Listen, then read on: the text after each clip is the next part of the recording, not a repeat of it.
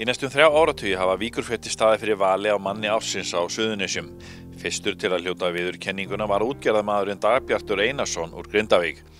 Síðan þá hefur viðurkenningin verið veitt bæði konum og körlum fyrir margvísleg störf eða afrek. Að þessu sinni er það Guðmundur Ragnar Magnússon stýrimaður og sigmaður hjá Landhelgisgæslunni sem hlaut viðurkenningu Víkurfrétta sem nú er veitt í 29. sinn. Útsendarar Víkurfrétta reyndu að koma Guðmundi á óvart þegar hann var nýkominn á vakt hjá flugdeild Landhelgisgæslunnar. Guðmundur var þó ekki alveg grunlaus. Jú, mig grunar það. Og grunar það núna í nokkra daga, sko.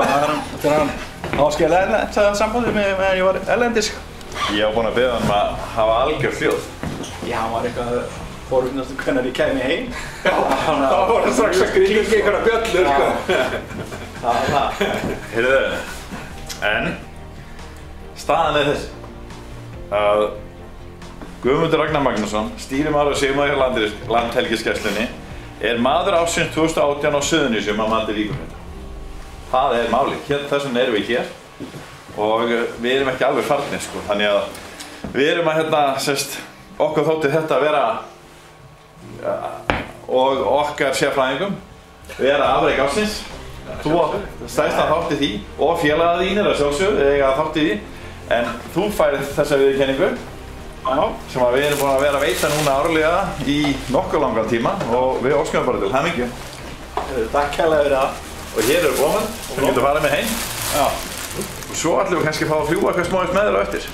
Hvernig líst þér á það? Það líst bara að fá fréttamenn með þér? Það er gaman. Það ekki? Jú, ég er gaman.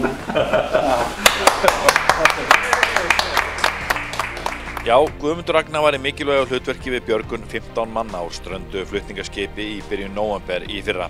Það var hlutverk Guðmundar að síga niður í skipið, stjórna aðgerðum þar og koma öllum 15 skipbrotsmönnum heilum upp í þyrluna. Guðmundur Ragnar slasaðist við björgunar aðgerðina en lét ekki stoppa sig og lauk krefjandi verkefni í samstarfi við félaga sína í áhöfn þyrlunar. Já, við erum bara aðeins á TF Líf á Stakksfirði með varskipinu Tím. Og við ætlum að byrja því að taka 4 sem standarda að því við erum með 2 pör, 2 lækna og 2 stýrimenn. Þegar við hittum mann ársins liðina helgi þá var hann að fara í sitt fyrsta flug með þyrlu Landhelgisgæslunnar frá því hann tók þátt í björgunar aðgerðinni í Helguvík. Núna var stefnan sett á Stakksfjörðinn þar sem æfðar yrðu hífingar úr varskipi. Jæja, það kom að þessu. Við erum að fara að bjarga fólki hérna út í Stakksfjörði með okkar manni ársins á Suðurnesjum.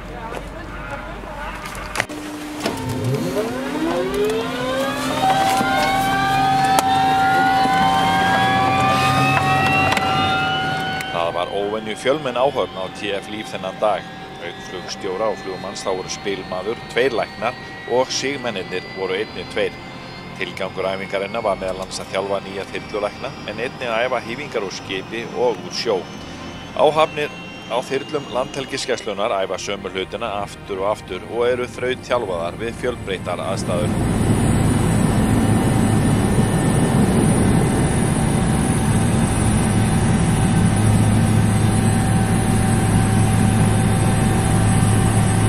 Hvað segir Guðmundur viðurkenninguna að hann sé maður ársins 2018 á Suðurnesjum? Ég spyr eins og við spyrjum fegurðardrottningarnar, hvernig tilfinningi vera maður ársins? Hún er mjög góð. Þetta er mikil heiður að hafa lent inn á þessum lista. Verða einu góða lista? Já. Ég er mjög ánægður með þetta. Ef við tökum stuttu upprifjun frá þessu atviki eða þessari nótt þarna þegar þetta gerist. Já. Og þú meiðist og annað og við vorum svo búin að spyrja aðeins út í það, en hvernig er svona eftir að horfa tilbaka, hvernig er tilfinningin hafa lent í þessu, þú veist, ykkur finnst þetta ekki að vera neitt mál en svo meiðistu og það hefði geta gerst eitthvað verra? Já, jú, það voru þessi hnökrar á þessu verkefni en þetta gekk vel. Svo leiðis, við björgum öllum og þannig að ég veit ekki hvort það hefði verið hægt að gera einhvern veginn öðruvísi, þetta bara gerðist. Við hefum ekki breytt neinu hjá okkur í okkar þjálfun eða neitt í sambandi við þetta, sko. Datt þér í hug í 1 sekúndu að þú verður að bakka út úr þessu af því að þú mittið þarna? Alls ekki. Alls ekki, nei? Aldrei. Það er bara, við leggjum ekki upp með það þegar við erum að standa í þessu, sko. og ég vissi það að það var ekkert lífshættulegt af mér. Nei. Og þannig að það er bara að klára þetta. Já. Og þetta gekk í raun ótrúlega vel. Já, alveg bara miðað við allt saman, sko. Bara þá gerði það og ef við miðum bara við aðra bjargina sem við farið í, þá bara var þetta bara alveg á pari við þær, hvað tímalega var þar og allt annað. Og þetta eru þið í rauninni að æfa, eins og við förum með ykkur núna á æfingu. Þið eru að gera svipaða hluti. Já, við æfum að... Þið þjálfið ykkur í þessu. Algjörlega, það er það sem við erum alltaf að gera. Við erum alltaf að æfa fyrir stóru leikinn, sko. Það er skipahífingar eru hættulegar. Sérstaklega ef skip hreyfist mikið og vont viður. Og við æfum alltaf sömu hlutina aftur og aftur og þetta er allt fast í verkferlum. Þannig að við erum alltaf að þessu. Við ræddum einnig við Guðmund eftir björgunaraðgerðinni í Helguvík í nóvember og þá fengum við hann til að segja okkur frá starfi sigmannsins. Þegar við erum á vakt þá er það nú eiginlega bara þannig að við æfum einu svona dag og það náttúrulega krefst undirbúnings.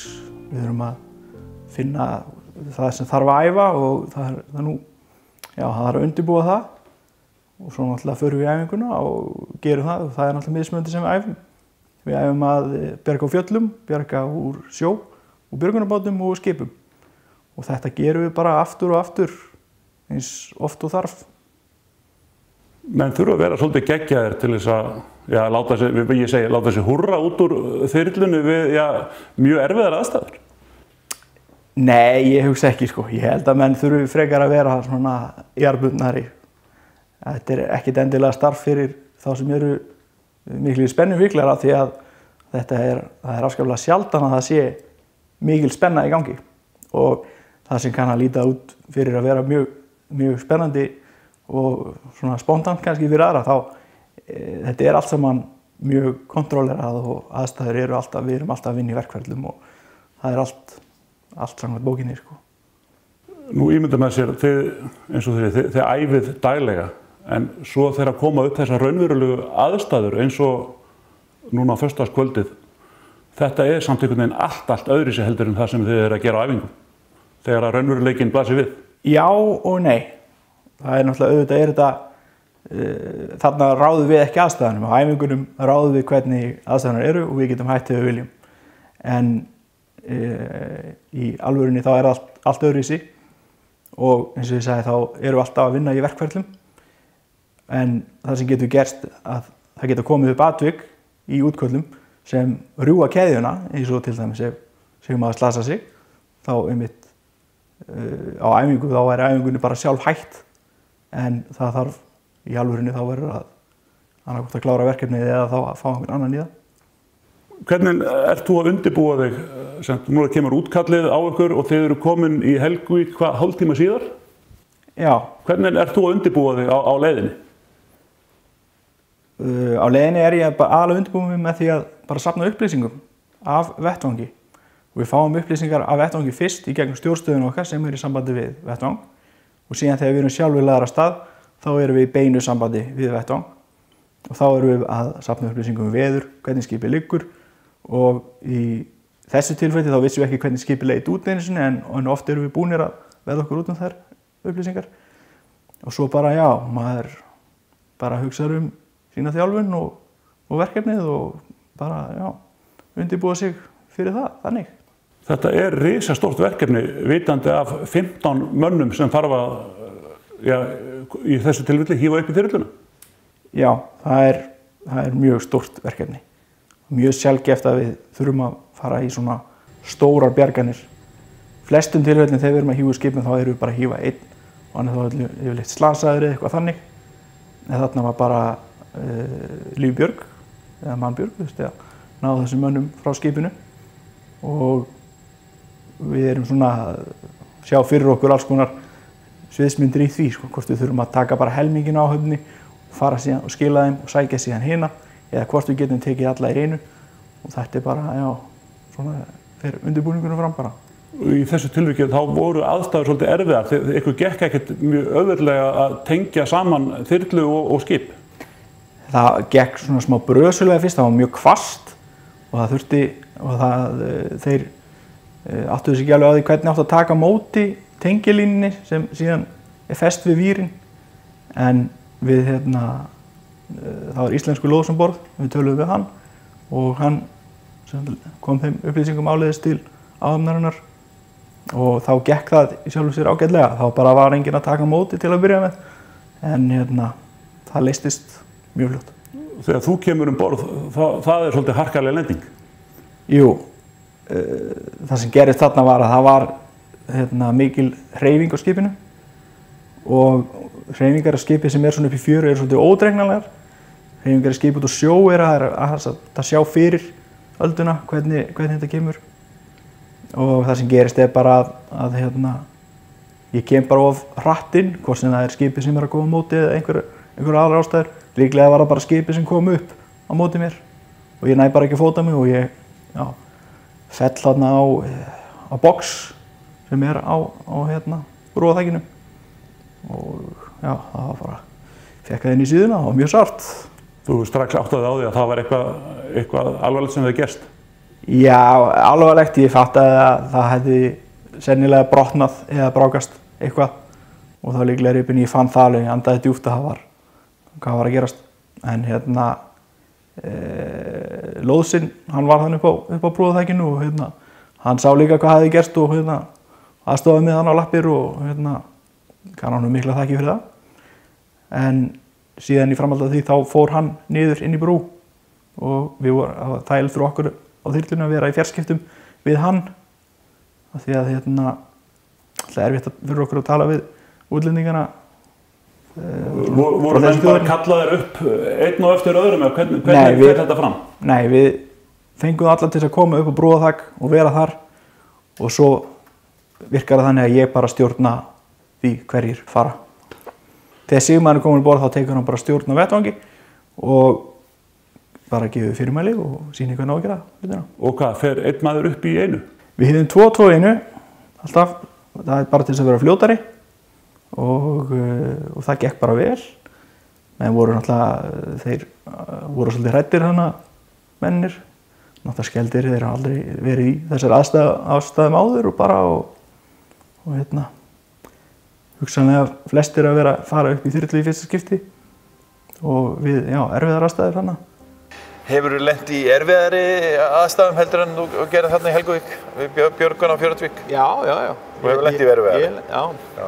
Meiri veltingur og verra skyggni fyrir flugmennina og alveg þurfti að hanga við hliðin á skipi alveg í 85 mínútur að bíða til að sæta færi að komast um borð en gekk.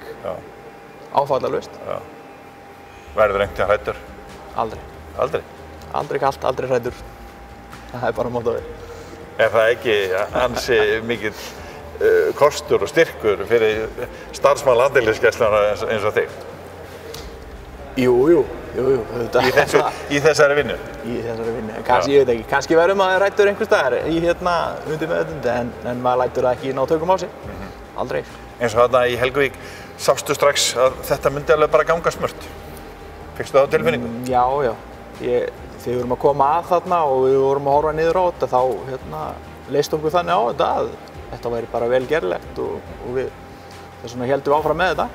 Ef við hefum haldið þetta yrði eitthvað tvísýnt þá hefðum við kannski skoðað einhverja aðra leiðir að gera þetta einhvern veginn öðruvísi en við bara gerðum þetta eins og við æfum þetta og virkaði.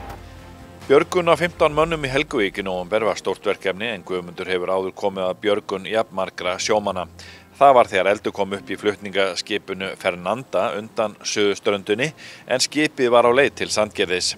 Þar var mannbjörg en skipið eyðilagðist í brunanum og var að lokum rifið í Helguvík.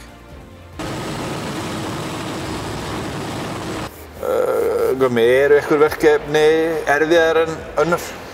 Já, náttúrulega við þurfum að aðstoða við sjúkraflutninga á landi og förum mikið í útköll þar sem var slys orðið og bílslys og bara slys út allt og náttúrulega ef börn eiga hlutamáli þá tekur það meira á en annað. En við fáum góða aðstoð til að takast á við það og þannig að það er kannski aðalega andlega í þáttinn sem er. Þurfum við að þjálfa eða huga af andlega þættinum í einhvers konar kennslu eða meðferð í slíku? Já, við þurfum að gera það, en þetta fer aðalega þannig fram bara sem svona félagastuðningur. Við tölum bara saman hlutina hérna út af velli og förum yfir, en okkur náttúrulega býðist aðstoð sérfræðinga ef við telum okkur þurfa á því. Já. Samvinna gríðarlega stórt atriði hjá ykkur í þess svona teymi sem að fer á vettvangi þyrlu. Við æfum alveg sérstaklega áhafnasamstarf og erum þjálfaðir í áhafnasamstarfi og allt sem því tengist. Og við þurfum náttúrulega, við erum 5 í áhöfn í venjulegu útkalli, þannig að það þarf að ganga allt, það þurfa allir að þekki sitt hlutverk og einu hlutverk hinna og þannig að svoleiðis gengur þetta upp, bara smurt. Já. En hvernig gerðist það að þú fórst í þetta starf, sigmaður hjá Gæslunni? Hvaða menntun þarftu og annað í þetta? Sú menntun sem ég þarf skipstjórnarmenntun og ég fór þarna í stýrimannaskólann í Reykjavík og læriði til skipstjórnar og þegar ég var búinn þar þá fór ég að sigla hjá Landhelgisgæslunni, bæði til að ná mér í siglingatíma til þess að verða stýrimaður og síðan var ég stýrimaður og það sem sagt grunnurinn okkar á þyrlunum það að segja sigmannana að vera skipstjórnarmenn á varðskipum. Ég var í 6 ár sem stýrimaður á varðskipi áður en ég kom hingað. Nú ég búinn að vera hérna ég held að þetta sé 7. árið mitt, það ekki alveg. Stemdi hugurinn í þetta? Já, allan tíma. Hvernig stendur það? Ég hef bara mikinn áhuga á þessum málum, björgunarmálum og öllu sem því tengist.